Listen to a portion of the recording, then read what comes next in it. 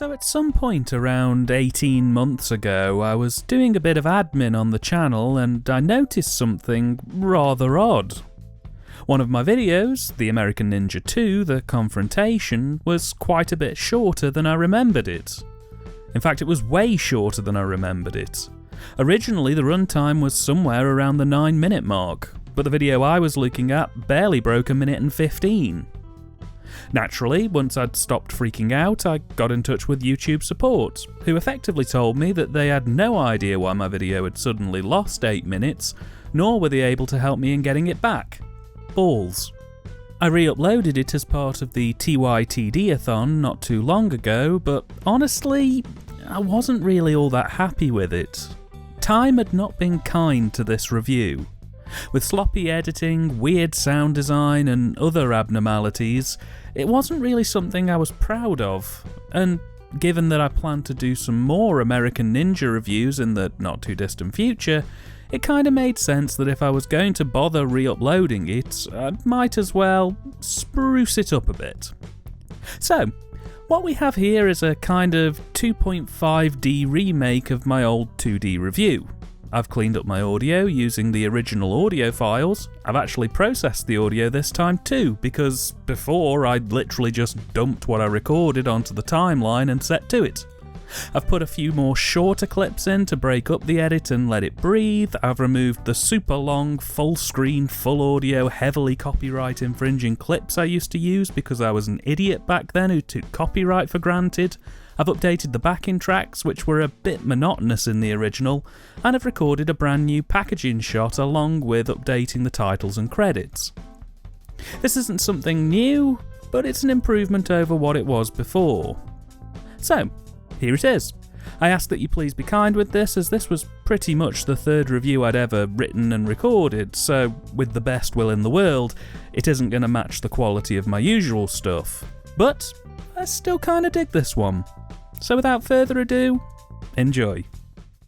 The American Ninja 2 was released in 1987 at the height of the second wave of the ninja boom, a boom that would revitalise interest in the works of Bruce Lee and Jackie Chan and give rise to a kids' cartoon favourite in the form of the Teenage Mutant Ninja Turtles.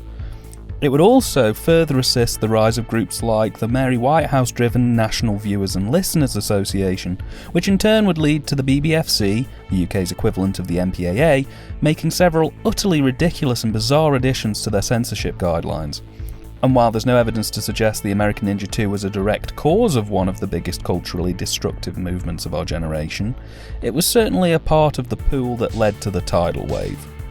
The American Ninja 2 picks up shortly after the events of the first film, with both Michael Dudikoff and Steve James as the newly appointed Army Ranger Joe Armstrong and Curtis Jackson respectively, as they're sent to investigate the various disappearances of several Marines at a US embassy on an unnamed Caribbean island. From there it becomes very quickly apparent that all is not as it should be. This film is pure American cheese, and for a release from Canon Films I'm actually kind of disappointed in it. The original American Ninja was a bit of a slow burner, but when it picked up the pace, it pulled off the goofy action movie quite well. This film is a lot more slower paced. There are still fight scenes and several good moments in the opening of the film, and the gorgeous location provides an excellent backdrop, whereas the first film was predominantly set on and around a military base. Taking our main characters away from that seems to have been a good move on the part of the producers, although they have rather fallen into the trap of basing your sequel somewhere tropical, a la Revenge of the Nerds 2. From a cinematographic standpoint, this film isn't that bad looking. They've used the locations well and the composition is about the standard, and in some cases above and beyond the standard of a mid to low budget action film of the time. The fight scenes have a nice flowing choreography about them, and the director Sam Fristenberg of Breaking 2 Electric Boogaloo and the original American Ninja fame returns and really seems to know how to get the best physically out of his actors for a second time. The performances are not brilliant on a general film scale, but for a film of this calibre I would say that they are more than satisfactory, and you could genuinely believe in the level of character development in the main cast between films. In the first instance, Dudikoff spent a large chunk of the first film just being a broody silent type who didn't really talk till about halfway through the film. In this film, not much has changed. His performance is for a broody character who doesn't say much, and, well, if that's all the character is, I suppose, Dudikoff lands on his feet with this one.